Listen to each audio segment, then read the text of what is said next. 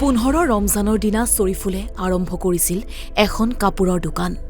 শ্বৰিফুলৰ পিতৃয়ে ফিটা কাটি উদ্বোধন কৰিছিল দোকানখন।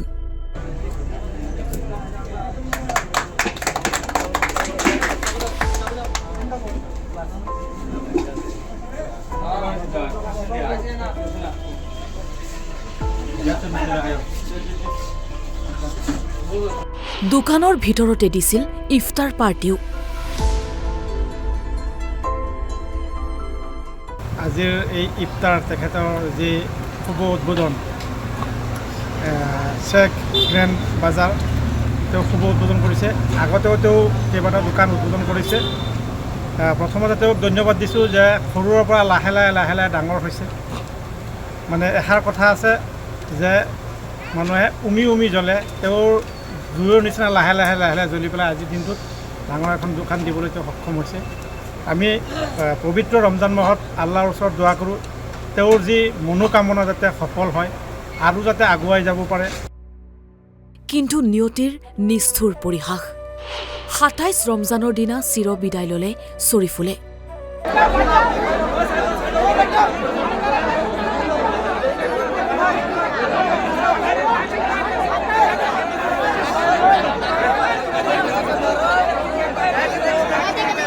আমি সৰুৰ পৰা একেলগে ডাঙৰ হোৱা ডাঙৰ হৈছোঁ আৰু একেলগে খাইছোঁ বৈছোঁ। যিহেতু সি আমাৰ মাজৰ পৰা কেনেকৈ গুচি গ'লে ক'ব নোৱাৰোঁ। চ' আল্লাই তাক পচন্দ কৰিছে যে ৰমজান মাহত তাক বিচাৰিছে আৰু এটা পবিত্ৰ ফজিলতৰ ৰাতি তাক বিচাৰিছে। আল্লাই তাক লৈ লৈছে। আমি ভবা নাই যে এনেকৈ আমাৰ মাজৰ পৰা কেনেকৈ নাইকিয়া হৈছিল। অতি দৰিদ্ৰ পৰিয়ালৰ শ্বৰিফুলে এখনকৈ গঢ়ি তুলিছিল 3খনকৈ কাপোৰৰ দোকান। যোৱা 15 ৰমজানত উদ্বোধন কৰিছিল 3য়খন কাপোৰৰ দোকান। কিন্তু কোনেনো জানে উঠি অহা যুৱকজনৰ 27 ৰমজানৰ দিনা মৃত্যুৰ দিন আছিল। পুৱা চেহেৰি খাই ফজৰৰ নামাজ পঢ়ি নিজ দোকানৰ বাবে কাপোৰ নিবলৈ গুৱাহাটীলৈ ৰাওনা হৈছিল 2 ভাতৃৰ সৈতে। লগত আছিল পেহীয়েকৰ 2 পুত্ৰ। শ্বৰিফুল ইছলাম, ছাকিল আহমেদ আৰু মুস্তাক আহমেদে এখন মেক্সিমো বাহনেৰে আহি আছিল। কিন্তু গুৱাহাটী নাপাওঁতেই সোণাপুৰত ট্ৰাকৰ পাছফালে প্ৰচণ্ড জোৰেৰে খুন্দা মাৰে মেক্সিমো বাহনখনে। এই ভয়ংকৰ দুৰ্ঘটনাত থিতাতে নিহত হয় 3 ভাতৃ। খাই পেলাই সি ওলাই গৈছে। তাত ডাঙৰ ককাই কৈছে যাব নালাগে, যিকেইটা মাল আছে সেইকেইটা বিক্ৰী কৰি লয়, 1-2 দিন পিছত গ'লে হ'ব। তো ডাঙৰ ককাই মানা কৰাৰ পিছতো সি গৈছে। গৈ পেলাই কৈছে যে পইচা আছে, মালকেইটা লৈ আহোঁ, এতিয়া লগত বিক্ৰী কৰিব পাৰিম। সেইটো কাৰণে গৈছে। যোৱাৰ পিছত যেন এনেকৈ হ'ব কোনো ভাবা নাছিল। চবে কদৰৰ দিনাই মৈৰাবাৰীত একেলগে জানাজা নামাজ পঢ়িবলগীয়া হয় গাঁওবাসীয়ে। মাত্ৰ 2 মাহ পূৰ্বে শ্বৰিফুলৰ জন্ম পাইছিল এটি সন্তানো। একেটা পৰিয়ালৰ 3জনকৈ যুৱকক হেৰুৱাই শোকাকুল পৰিৱেশৰ সৃষ্টি হয় গাঁওখনত।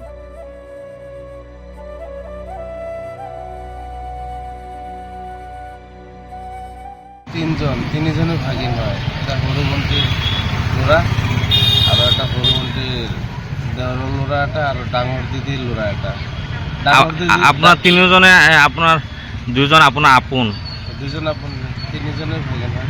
2জন সৰু ভণ্টিৰ ল'ৰা এটা, ডাঙৰ ভণ্টিৰ ল'ৰা এটা, ডাঙৰ দিদিৰ ল'ৰা এটা। ডাঙৰ দিদিৰ ল'ৰা যিটো শ্বৰিফুল ইছলাম কেইদিনমান হৈছে বিয়া পাতিছে।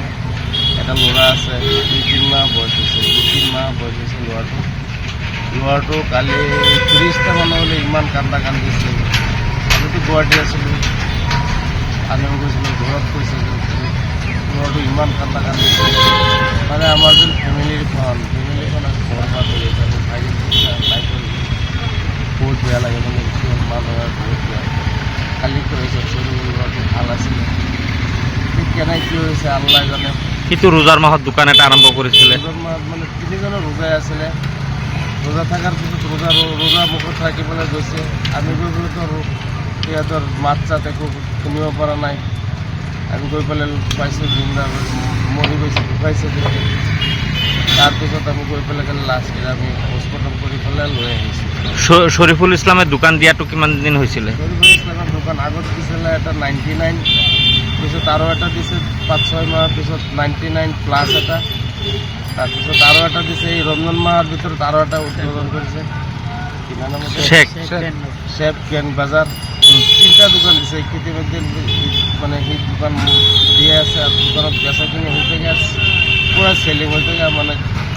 যোৱাকালিওতো চেহেৰি খাই ওলাই গৈছিলে ঘৰৰ পৰা। চেহেৰি খাই পেলাই সি ওলাই গৈছে, তাৰ ডাঙৰ ককাই কৈছে যাব নালাগে, যিকেইটা মাল আছে সেইকেইটা বিক্ৰী কৰি লয়, 1-2 দিন পিছত গ'লে হ'ব। তো ডাঙৰ ককাই মানা কৰাৰ পিছতো সি গৈছে, গৈ পেলাই কৈছে যে পইচা আছে, মালকেইটা লৈ আহোঁ, এতিয়া লগত বিক্ৰী কৰিব পাৰিম, সেইটো কাৰণে গৈছে। যোৱাৰ পিছত যেন এনেকৈ হ'ব কোনো ভাবা নাছিল।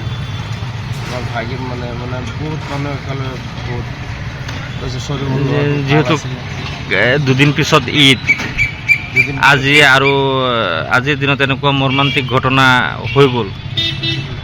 মানে ৰোজা ৰাখিছিলে মোক।